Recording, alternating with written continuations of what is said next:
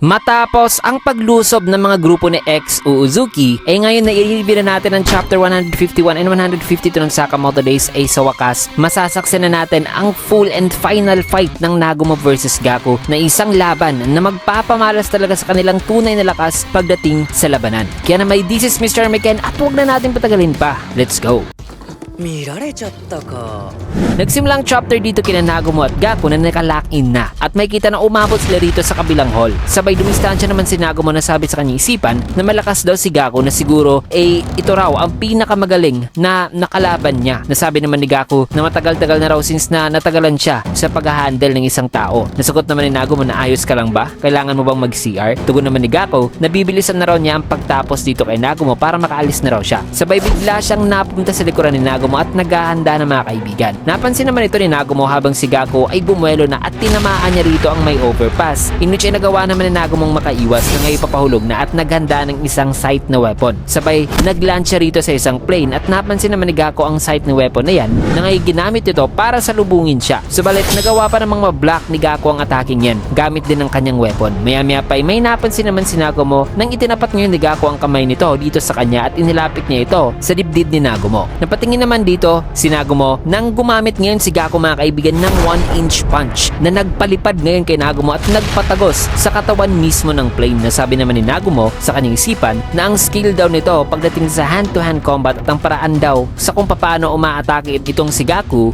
nagpaparemind daw ito sa kanya noon sa kung gaano raw kagaling noon si Sakamoto. Kaya tanong naman ni Nagumo dito kay Gaku na idol mo ba si Bruce Lee? Naputol naman ang lubid na ginamit na pantalin nitong plane. Nasabi naman ni Gaku na sino ba raw yung si Bruce Lee? Kaya dito na nagganda si Nagumo at nag-iba na naman ng kanyang weapon. Nasabing hindi mo ba talaga alam kung sino siya? Napaka-fishy naman daw. Napansin naman ni Gaku ang pag-iba ng weapon ni Nagumo na sabing nag-iba na naman ang shape nito. Isa ba yung hammer o isang axe? In which ay dito na hinampas ni Nagumo ang isang wing nitong plane dahilan na umikot ito at natamaan tuloy si Gaku na nasa kabilang wing mga kaibigan dahilan na tumalsik talaga ito. In which ay dali-dali naman niyang minintayin ang kanyang balanse at nanatiling alerto. Habang si Nagumo ay bumaba na, nasabi naman sa isipan ni Gaku na napaka-annoying daw ng weapon ni Nagumo na although parang normal lang daw ang default shape nito pero nakakapag-change daw ito into double swords, isang sight, pati na axe. Kaya nag-wonder raw siya sa kung ano pa raw kaya ang tinatago nito na kung siya raw ang gagamit sa weapon na iyan masasabi niya na masisira raw siguro niya ang weapon na yan within a day lang ng paggamit nito. Sabay ngumiti naman si Gaku na sabing pagod na raw siya sa kakaisip sa weapon na yan na nakakainis daw. Maya-maya pa may kumuha naman sa atensyon ni Nagumo sapagkat nagsalita rito si Gaku na sabing tama na. Sabay inimagine ngayon ni Gaku mga kaibigan na para bang naglalaro lamang siya ng isang video game na sabing ang pagpatay ay isa lang daw ang laro.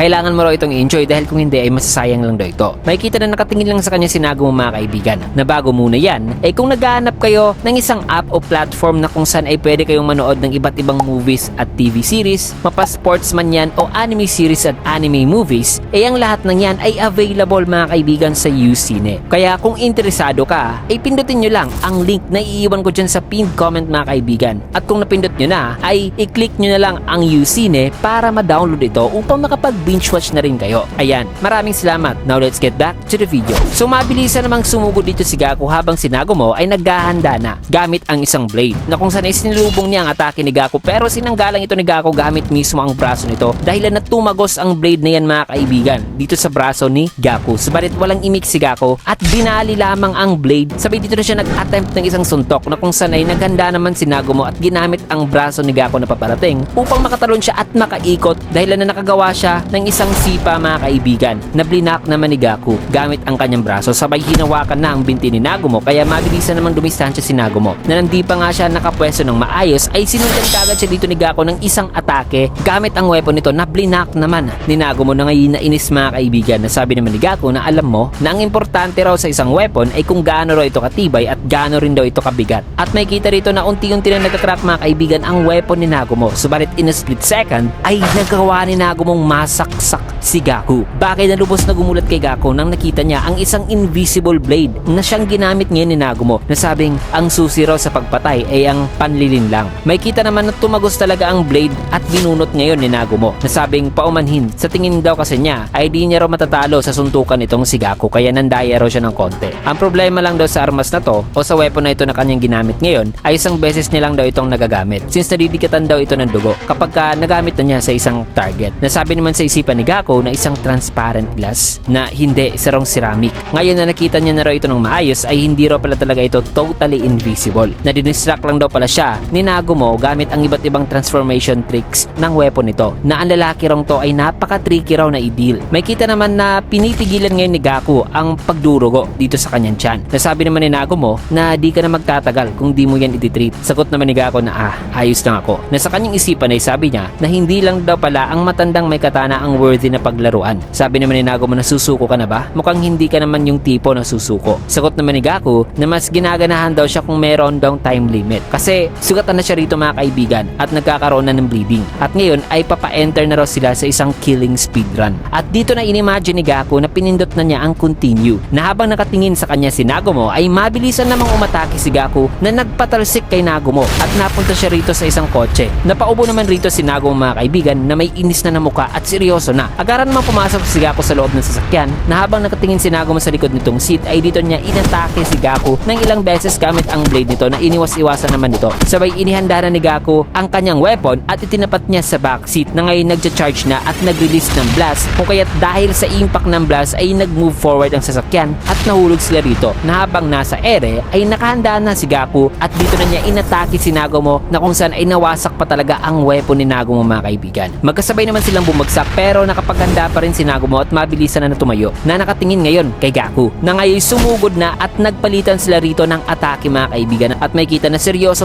na talaga ang pagbumuka nitong dalawa. Matapos yan ay dito naman sa second floor lobby ay may kita sina Sakamoto at Turamaru na tumatakbo habang mga tao rito ay nagsasalita na sabing ano ba rong ingay na yon. Sabi naman dito ni Turamaru na si Slur at ang mga kasamahan nito ay maaaring nandirito na raw sa loob. Na ano raw kaya ang kanyang gagawin ngayon? Ang awkward naman daw. Nawala na rin daw siyang nakikitang JAA members dito na ano ba raw talaga ang nangyayari. Maya pa ay may tumawag naman kay Sakamoto na sina Shin pala kasama sina Seba na sabing ayos, okay lang po kayo. Sabi naman ni Sakamoto na sorry, late ako. Nasa na ba raw si Amane? Sagot naman ni Shin na nagkahiwalay raw sila kanina. Tugon naman ni Sakamoto na okay. Sabihin mo kung anong nangyayari dito. Sagot naman ni Shin na it seems na sina Slur ay nakapag-infiltrate na sa exhibit gamit ang helicopter. Na ang suicide attempt daw gamit si Mafuyo at ang bomba sa loob ng katawan nito ay isa lang daw palang diversion sa tunay na plano ni Uzuki. Sabi naman ni Sakamoto na ngayon na may mga kalaban na raw sa loob ay ang top priority na raw ng JAA ay ang i-eliminate ang mga kalaban na yan. Kaya masasabi niya na marami rong potential na collateral damage na mangyayari in the process. Sinabihan naman ni Shin sina Seba na buksan daw ang mga entrances dito at i-evacuate ang mga bystanders at si Mafuyo. Sagot naman ni Seba na okay, pero paano naman daw itong sina Sakamoto? Dapat isasama rin daw ito sa kanila. Sagot naman ni Sakamoto na i-hold back lang daw muna nila ang mga kalaban hanggang sa makalabas na rong lahat. Tugon naman ni Seba na okay, basta wag nyo lang pasobrahan. Kaya dito na kumilos sina Shin at Sakamoto na sabi pa ni Shin na according daw kay Mafuyo, kasama na raw si X ay may 5 senior leaders daw sa grupo at ang lahat daw sa kanila ay mga experienced fighters daw. Sabi naman sa Sakamoto na marahil ay mga ilan na nga raw ang napatumba ngayon ng order sapagkat alam daw niyang skill level ng order. Nakakailanganin pa raw ng mga malalakas talaga at marami-raming kalaban bago matalo ang isang order member. Nasagot naman ni Shin na sure. At saka nandito ka rin po Mr. Sakamoto. Maya pa habang tumatakbo sila ay bigla namang napahinto si Sakamoto na tanong pa ni Shin na anong problema Mr. Sakamoto. Na nang nagtatanong pa lamang siya ay nagulat naman ngayon si Shin